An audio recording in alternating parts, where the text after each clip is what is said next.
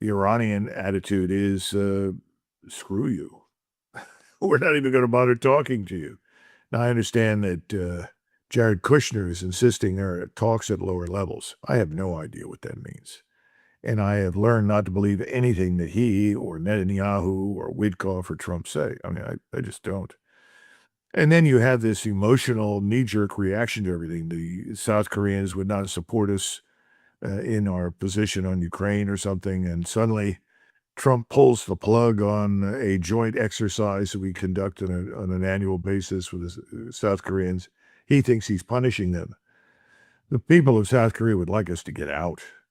We've been there long enough. This government doesn't need us, doesn't want us. There is no imminent threat from North Korea because the Chinese will not tolerate it. They will not permit a war on the peninsula. And the Russians aren't going to push it because whatever happens in Asia, they will always defer to Xi, as well they should. So the bottom line is that I don't see any negotiations of any kind making any difference to anybody anymore. And I think an awful lot of that rhetoric is for consumption in the West, consumption at home by people in the United States. I still run into people and say, oh, well, Trump, he's playing 4G chess. No, he's a genius. You don't understand. He's creating a new architecture. Well, he's certainly contributing to the emergence of a new architecture, but it's certainly nothing that's necessarily in the interest of the American people, and it's destroying most of our partners, strategic partners in the region. So, it's frustrating dealing with people like that, but we have a lot of them. And until, sort of like this question, mein Führer, was mit dem endgültigen Sieg, in 1945. And Hitler looks at this person like, what are you, an idiot, and walks away. What about the inevitable victory? This is all crap. It's all going to collapse sooner rather than later. And I don't know how Donald Trump will deal with it. The smart way to deal with it is to recognize something that I hear all the time. I had a friend just came back from northern New York. He was up along the border with Canada, then down in Utica and Albany. He said, nobody up there even cares what happens in Iran. Nobody gives a damn. They said, what are we doing over there? They're all worried about what? Inflation, the rise in prices for everything. And that's a pretty grim outlook. If you look at the markets right now, I think we're going to go up, and there's going to be something similar to what we saw in 29, a dramatic, steep decline. And, the diesel is really hitting Europe really hard now. I mean, I have friends in the Balkans and Hungary and Austria and Germany, and they're telling me, diesel's going through the roof. Diesel keeps everything rolling, as we know. How do you keep the things operating? How do you keep the electricity running for all the trains? And we go on and on and on. Well, here it's not as bad as it is there, but it's getting there. And I don't see how we cope. We now have a 30-year Treasury bond that's selling for over 5%. It's sort of like 5.2 or 5.3%, something like that. I think the 10-year Treasury bond, which is the thing that everybody watches as the bellwether of real disaster, is up to 4.72 interest. Once that hits 5% interest, we're finished with this sovereign debt. We can't cope. And what's interesting is to watch the interest rates rise and the yields rise. That doesn't happen normally. It's the opposite. One goes up, the other goes down. Not a good sign. I don't think Mr. Besant can play the shell game that he's been playing too much longer before, we're in trouble, real trouble. It's interesting, though, that Besant and others, they keep discussing all these wars. So, Besant was quite explicit. He said that all these wars more or less had an economic function behind them. That is, we're going to have Venezuela trading in dollars. Soon the Russians will be trading in dollars. This was kind of how victory was defined. So obviously the wars which are making the economic situation much worse are also seen as a way out. If we win, then we can get all our hands on the Iranian oil. Then we can get the Russians to trade in dollars because they're almost done selling their energy in dollars now. So it's not great when you see the great powers thinking in this complete zero-sum terms where it's all or nothing. But it's a little late now to stop de-dollarization, don't you think? I mean, I don't see how you stop it. I don't see how you rescue the petrodollar from extinction. I mean, what's going to happen in the region if the Iranians carry through on what they're saying? They made it very clear that if they're colliding with us once again, that they'll destroy all of the oil infrastructure, desalination plants on the west side of the Persian Gulf. That's it. It's over. Saudi Arabia can't withstand that. We don't know what the Houthis will do, but there's no reason to believe that they won't intervene and do serious damage to Saudi Arabia. The pipeline that runs from the east to the west across the country, that's very easily disrupted. So, I don't see any good news. I don't know why someone like that, well, I do know why people say those things in Washington, but they're in for an ugly surprise. The world is had it with us. They're not interested in playing with us anymore. They want an end to our interference, our bullying, our financial domination. Now the Iranians have said they have to have all of their money. The Russians would still like to have their money. You can't steal from people and then expect them to cooperate with you. But there is this sort of delusion, that we are untouchable, and we're not untouchable. Well, certainly Iran and Yemen are communicating this quite clearly, though, that they're going on the offensive, more or less. That is, you see it in the rhetoric, in their actions, and a lot of this is reflected in what you say. That is, diplomacy. Well, it's seen as just being a sham, a deceptive maneuver to do another surprise attack. But I was wondering, do you see the same development though in Russia, that they're also moving towards this idea that there is no point more for diplomacy, because in the past it looks like more hawkish voices like Foreign Minister Lavrov was a bit constrained by Putin. Now, the leash is off. He becomes more and more critical of the United States. And from what I've heard, they were supposed to avoid criticism of the United States. That's what they were told. This doesn't seem to apply anymore. And again, when Putin makes these comments that, well, we will start to reciprocate and take European ships, and his trip to the southern Kuril Islands was, well, to use your language before, big screw you to Japan for getting also involved in this war in Ukraine. So do you see essentially the Russians also going on the offensive here, that, well, they had enough? I think the answer is yes.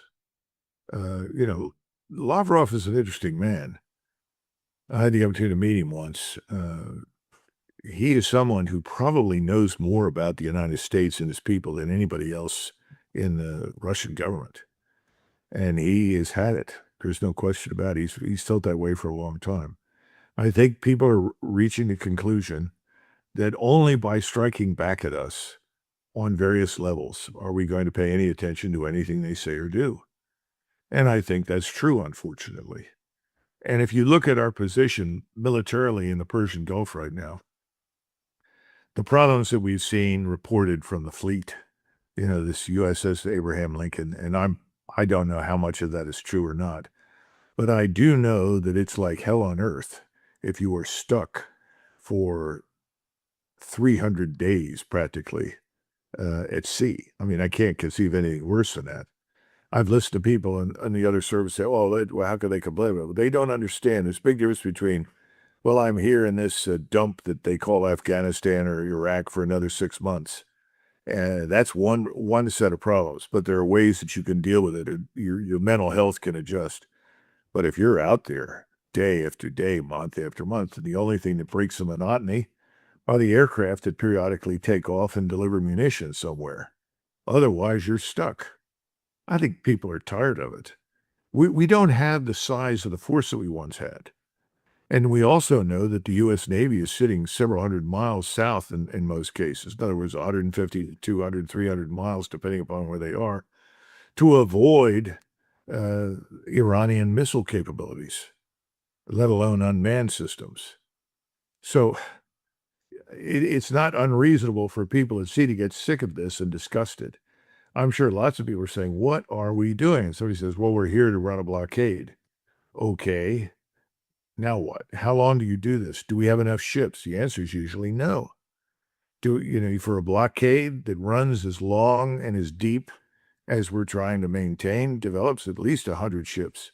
Then I think I talked earlier in the previous episode about the 200 plus ships that were involved in the blockade against Cuba back in 1962, 63, in that time frame. And then we also had ships in the North Atlantic. They were there to essentially deal with the Soviets if they tried to violate the blockade. So we don't have that right now. And in fact, many of those ships, frequently are viewed as potential disasters waiting to happen. In many of your war games, you look at a carrier. If you lose a carrier, in other words, the carrier is damaged and put out of action, that becomes a catalyst for war on the grand scale. It's one thing to shoot down a few aircraft. It's another to shoot or sink or damage a small naval combatant. But when you start attacking aircraft carriers and inflict real damage, the question you have to ask yourselves is, do we want to put this at risk? Is it worth the risk? Now we have the F-35, the most expensive aircraft in history, the plane that ate the Pentagon, as we refer to it in Washington. That thing, you lose how many of those? What do you get back in terms of your ROI, your return on investment? There are a lot of problems with everything that we're doing. I'm sure that the admirals and the generals are aware, and I'm sure these questions come up. And again and again, I've heard people say, we're not fighting the Imperial Japanese Navy. We lost a lot of ships. We lost thousands of sailors because we were fighting the Navy. We had to drive the Imperial Japanese Navy out. We had to seize control of Straits. We're not doing it. So what are we doing? I mean, these come up, and the answers they're getting from the White House and the administration are not very satisfactory. Well, how do you see my last question was about how this all might end up at the end here, because well, especially in Russia, let's say you have there's no peace agreement at all. How would that peace look like for Russia? What would a victory entail? Because one gets the impression now from rhetoric that the war objectives are expanding. And indeed, it's not just opportunism as their position is strengthening, but if there is no diplomatic agreement to put an end to the war, then territorial acquisition is a good replacement. But also, just making a larger question, same with the Iranians. You mentioned now the aircraft carriers. If the Iranians now really go on the offensive and they begin to target the aircraft carriers, how would the United States react? Because again, this is not a good end to the war. It's not as if an aircraft carrier will sink and the U.S. goes home. This is how do you think the U.S. would respond? Well, let's take one at a time. Let's go back to the Russian dilemma. If you go back to 2022 in April, when there was an agreement hammered out between the Ukrainian and Russian representatives, and subsequently they killed some of the Ukrainians who were involved with that. I mean, the Ukrainian secret police for Zelensky. Then you had brother Boris Yeltsin fly in with a message from Biden. Oh, no. Stay the course. You have everything with you. You're going to win. We go back to that. What were the Russians willing to accept? Well, they were willing to accept a neutral Ukraine. They were even going to leave Donetsk and Luhansk and other Russian inhabited areas in Ukrainian hands, provided the Russians were treated equally before the law and were treated as human beings. That's gone. That opportunity has vanished. So what are the Russians going to demand? I think they want this regime and all its adherents, all its proponents eliminated. Too many atrocities have been committed against Russian citizens and Russian soldiers. Things that we blamed on the Russians were done by Ukrainians. I mean, we can watch the satellite footage of bulldozers that have dug giant holes, almost looks like a small quarry, and then thousands of Ukrainian dead are bulldozed into the hole, and it's all covered up because the Ukrainian government doesn't want people to know the level of losses. And right now, the only thing that we can depend upon as an indicator comes with the exchange of bodies, where a certain number of dead soldiers that are Ukrainians are exchanged for a certain number of Russians. And on average, if you get 20 Russian bodies, the Russians are providing 60 to 70 dead Ukrainians to get the 20 20 dead Russians. I mean, so the numbers of losses about which we in the West have continually lied is huge. It's beyond our imagination. There's too much blood that has been lost in this war on all sides, but particularly from the Russian standpoint. We have betrayed the Russians, we in Washington, too many times when there was no reason to do so. We have no vital strategic interest in Ukraine. None. We have never had any. We certainly wish the people well and are willing to do business with them, but whether they were neutral or they were part of the Soviet Union or whatever is irrelevant to us. We were not interested, certainly not a place that would justify American blood and treasure under any circumstance. We tended to draw that line on the Polish border, and I think that's where it still is.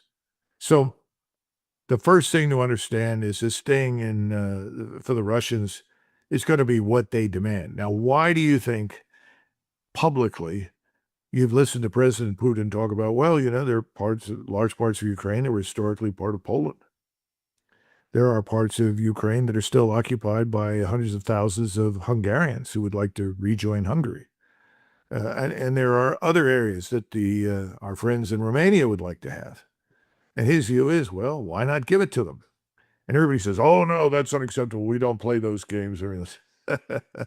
I got news for everybody in Eastern Europe plays those games.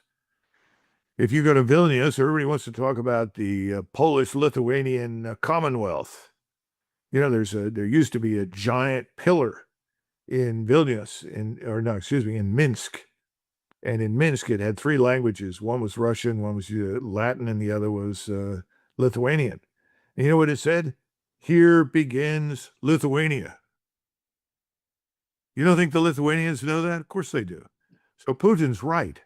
Now, he's not going to give up part of what is today Belarusia. He's not going to surrender the gains that Stalin made as a result of winning the Second World War against the Germans. But my point is, he knows the realities in Ukraine. Secondly, he does not want to govern any Ukrainians. He doesn't want to be over there.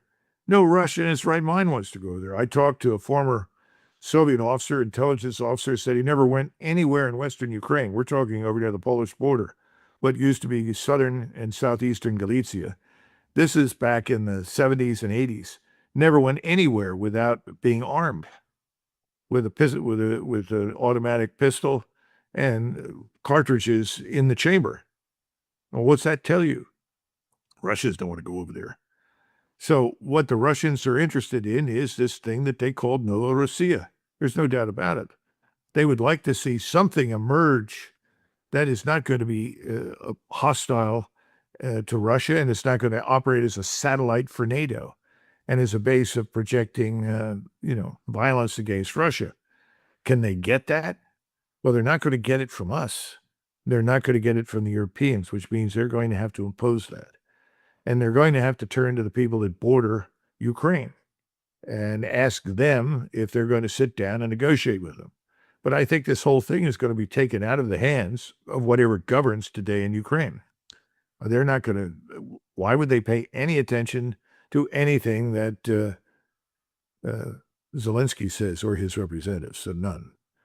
And I think you're in much the same problem with Iran. The Iranians don't want to occupy everything. That's all nonsense. Territorial acquisition is a lot of trouble. You have to administer it. You have to shelter, protect, support the population that's there. The Russians don't want to do that. The Iranians don't want to do that. They've got their own issues, their own problems. So if we're talking about turning over Kuwait, for instance, to Iraq, which is an Iranian ally, that's fine. If they want to sit down with the Turks and divide up things later on, that's fine. The Turks and the Persians have historically run the region. But they want us out. That's their number one priority. They've accomplished it largely. I mean, the reason we got so many problems with the Navy is we were so dependent upon the Fifth Fleet headquarters and the facilities in Bahrain. Those are gone. We're not going to get them back. So, I mean, it's kind of analogous, the situation in Eastern Europe and the situation in the Middle East. And the question is, what do we want to do? And our plan at this point is prolong it. And how long does that last? I guess it lasts until we collapse financially. Or we are so thoroughly embarrassed militarily that we simply can't continue. And you said, what would the average American say? The average American would say two things right now. What the hell are we doing over there? That's number one. That question comes up all the time. So people that think, oh, you're going to get Pearl Harbor, you got to remember that, we can go back over how much effort FDR invested along with Stimson in the War Department to provoke the Japanese into attacking us. That's another issue. But they were dumb. They did. And they did it on a Sunday morning. And that's when we were a Christian nation and most of us went to church on Sunday morning. And they killed, thousands of Americans. Okay, that was it. At that point, every United States says, that's it. These Japanese deserve the worst. And we gave them the worst. We had a big problem in the West because nobody wanted to fight the Germans. All the way up until we crossed the Rhine, Eisenhower was always stopping American soldiers saying, well, do you hate Germans now? And of course, the answer was, not really, no. So it was two very different wars for different kinds of reasons. After the war, we see these concentration camps, and then you get this very, very anti-German sentiment. But even that doesn't last very long. By the 50s, that's really pretty much dissipated because the Germans and we were too much alike. So at the end of the day, what you're asking is, what happens if a carrier is damaged? It's damaged, get it out of there. Because I don't think you can sink a carrier over a long range with a missile over a very great distance. You don't have enough of a warhead. You can put it out of action, but you can't necessarily sink it. You had to be very lucky to sink a carrier. Now, other vessels are different, but a carrier is very, very, you're talking about something that's enormous. It's brilliantly built. It's designed to withstand nuclear strikes. So I don't think you're going to see a carrier go under, but if you get one, if one is severely hit, I'm sure Donald Trump will want to unleash hell again and all this kind of business. But America is going to say, wait a minute, let's get our men out of there. That's what I think. Anyways, on the Russian one, though, I'm just wondering where this is headed because I saw Lavrov making the point only today that Moscow has the right now to interpret UK's involvement in strikes on Russia as Britain being a direct participant with, in his words, all the consequences it entails. Now, it could be a bluff, but once those words are out there, they must be acted upon. And, at least it's noteworthy it wasn't used in the past. So I'm not too sure where we're heading, but we're going somewhere different at least. Yeah, but right now, whatever the Europeans want to do depends entirely on us. It's the same thing with Israel. If we pull our forces out and halt operations, how long can Israel last without us? That assumes that we're not constantly supplying them with everything they need. Europe isn't very much different. And Britain in particular, it has practically no navy. I'm sure you've talked to the Commodore, Jeremy, about this sort of thing. Their army is a mess. It's a shadow of its former self. The U.S. Marine Corps is much larger, more robust, and more capable. So I just have a great deal of difficulty understanding what terrible things the British would do. I'm not even sure they could launch safely a nuclear missile from a submarine. Maybe they can, but would they do that?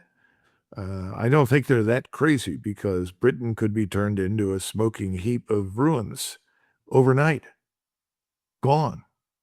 The French have always made it very clear their nuclear deterrent is theirs. And I used to ask the question all the time, well, when would the French employ a nuclear weapon? They said, when the enemy's on the Rhine. Okay, so I don't see the French doing very much.